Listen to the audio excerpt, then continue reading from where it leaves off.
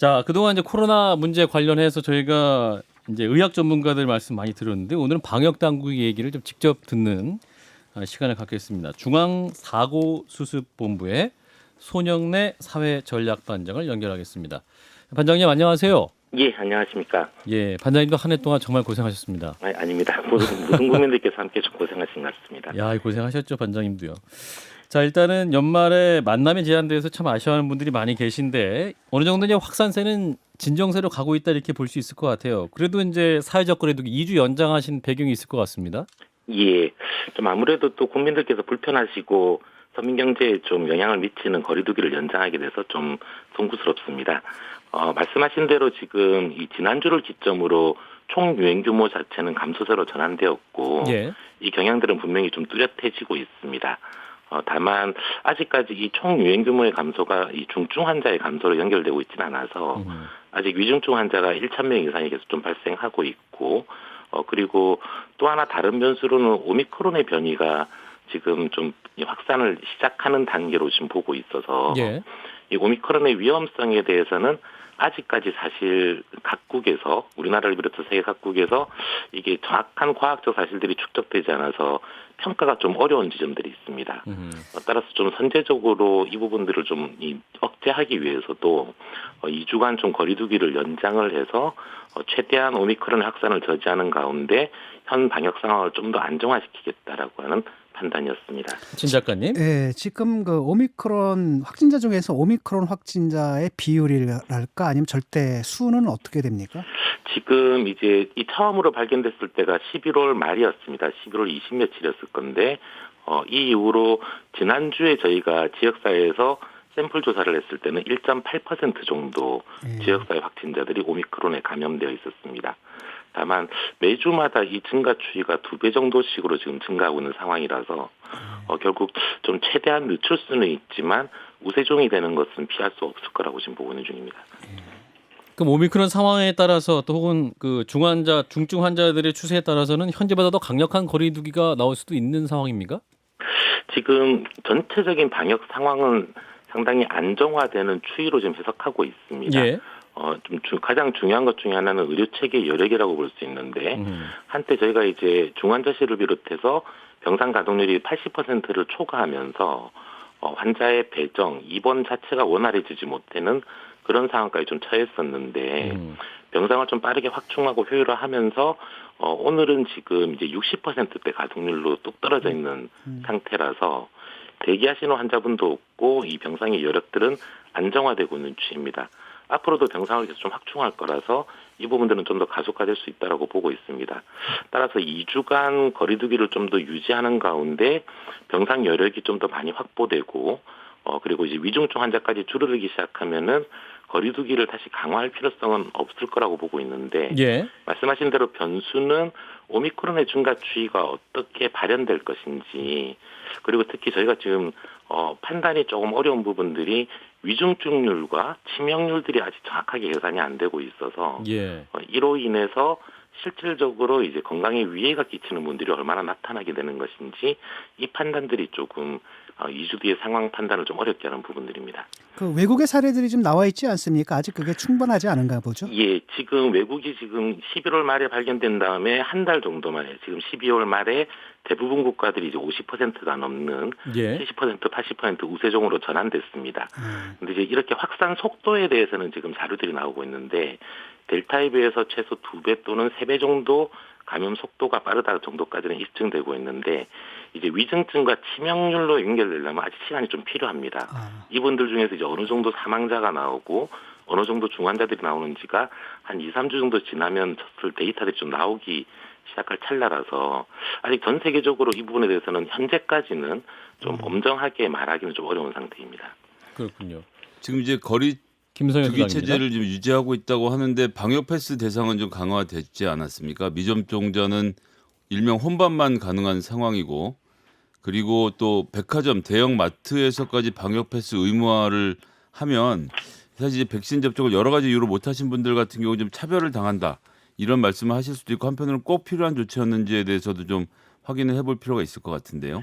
예, 이 방역 패스도 방역 상황에 따라 좀 유동적으로 조정해야 될 조치라고 보고 있는 중입니다.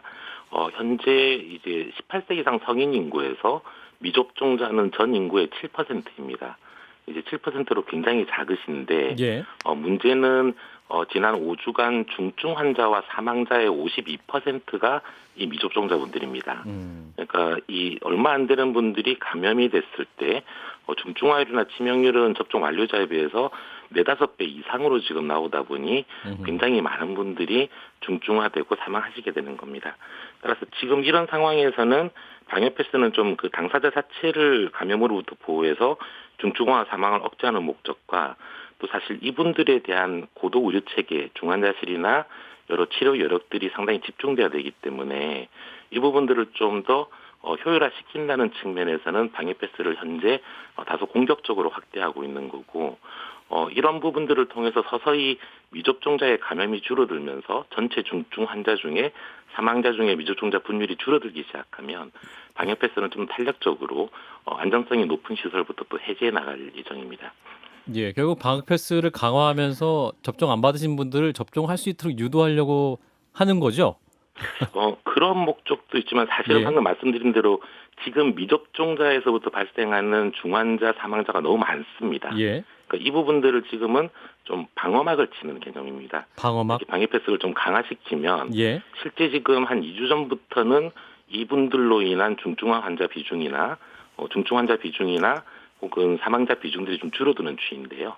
이렇게 강력하게 방어막을 쳐놓으면 감염 자체가 좀 억제되면서 중증 환자와 치명자 중에 미접종자 분율이 떨어지기 시작합니다. 이분들이. 청소년 방역 패스도 이제 한 달 연기돼서 3월부터 이제 적용이 되지 않습니까? 그런데 예. 이제 청소년의 경우는 애초에 처음에는 또 이렇게 선택이었다가 이제 거의 또 의무화되는 방향으로 가니까 이제 학부모님들이 굉장히 혼란스러워하시고 뭐랄까요 반발이 심하신 건 듣고 계시죠?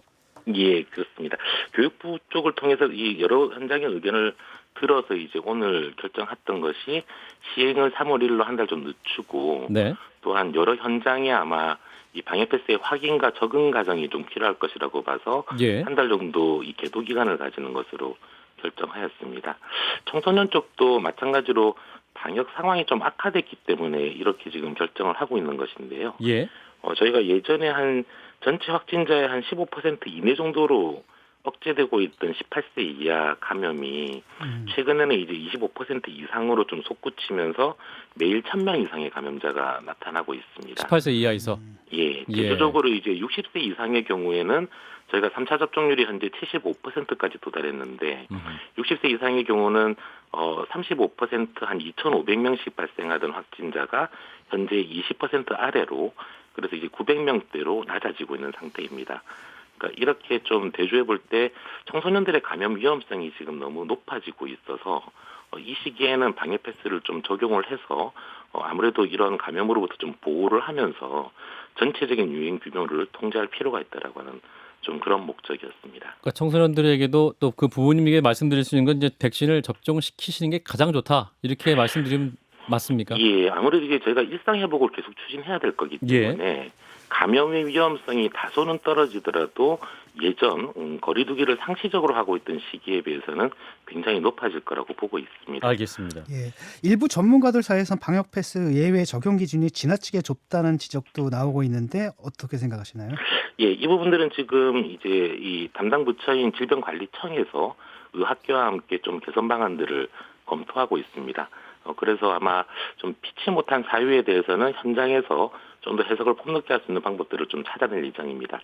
다만 이제 좀 주의하실 부분들은 소개되는 사례 중에 어떤 경우에는 오히려 접종이 굉장히 필요하신 분들이 좀 소개되는 경향들이 있습니다. 예를 들면 임산부이신데 임신을 하고 계신데 고혈압이나 당뇨 같은 기저질환이 있다라면 이런 사례들이 왕왕 소개되는데 이런 경우는 오히려 코로나에 감염되면 일반 임신부에 비해서 혹은 일반 성인에 비해서 본인이나 태아의 이 치명률이 한 5배 이상 올라가는 걸로 지금 검증되고 있는 중이다. 그래서 이런 부분들은 오히려 뭐랄까 보다 적극적으로 좀 접종을 하셔야 되는 대상층인지라 저희가 완화할 부분도 있고 또는 오히려 접종을 좀 하셔야 될 부분들이 현재 좀 혼재되어 있다고 판단하고 있습니다. 또 가장 궁금한 건 이제 소상공인, 자영업자를 위한 대책 아니겠습니까? 이제 선지급 후정산 방식을 택했는데 현장 반응 어떻습니까? 그 소상공인들이나 자영업자분들이 도움될 것이다 이런 반응 받고 계세요?